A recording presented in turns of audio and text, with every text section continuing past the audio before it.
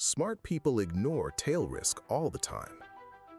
Not because they are stupid, because intelligence does not make you immune to psychological comfort.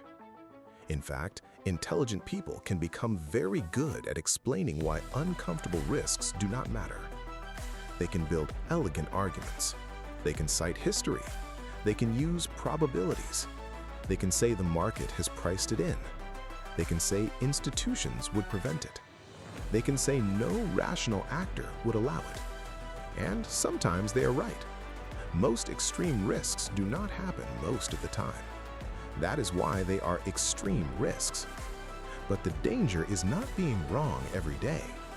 The danger is being catastrophically wrong once. Tail risk is hard for the mind because it violates normal life. Most days are ordinary. Most systems keep working. Most people behave within expected ranges. Most banks open. Most stores have food. Most currencies function. Most wars do not become world wars.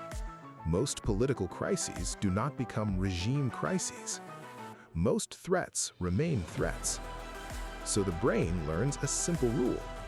Normal continues. And usually it does. But usually is not always. The problem is that tail risks do not feel real until they happen. Before they happen, they sound dramatic. After they happen, everyone explains why the signs were obvious. This is the cycle. Before a crisis, the person who prepared looks strange. During the crisis, the person who prepared looks lucky. After the crisis, everyone rewrites the story. This is why rational people need a better framework. Not fear, not obsession, not bunker thinking. A framework. The first step is admitting that probability and consequence are different. A risk can be unlikely and still matter. A risk can be difficult to imagine and still matter. A risk can be impossible to price precisely and still matter. A risk can be socially awkward to discuss and still matter. The second step is understanding that extreme risks are often dismissed because they disrupt identity. If you believe you are a rational modern person, you may not want to think about food systems, backup water, geopolitical shocks, or second bases. It feels primitive. It feels paranoid. It feels like something other people do. So the mind protects itself. It says, "That is not my world." But reality does not care what identity feels comfortable. The third step is building resilience in ways that are useful even if the crisis never comes. This is the key.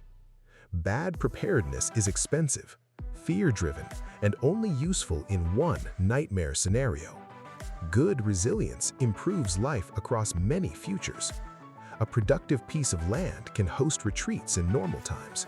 It can grow food in uncertain times. It can build community in lonely times. It can generate income in good times. It can provide optionality in bad times. It can be both a lifestyle asset and a resilience asset. That is not panic. That is design. This is why Base 2 focuses on useful land, not fear-based prepping. The point is not to predict collapse. The point is to build assets that make sense even without collapse. Retreat hospitality, agritourism, food systems, water planning, community, second base optionality. These are not only doomsday features. They are quality of life features. They are business features. They are resilience features. That is how a rational person should think about tail risk.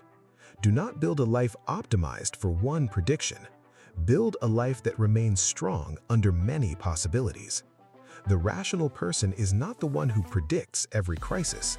It is the one who admits uncertainty and builds a life that can absorb surprises. This is not a prediction, and it is not fear marketing. It is a stress test. Which assets still matter when the model breaks?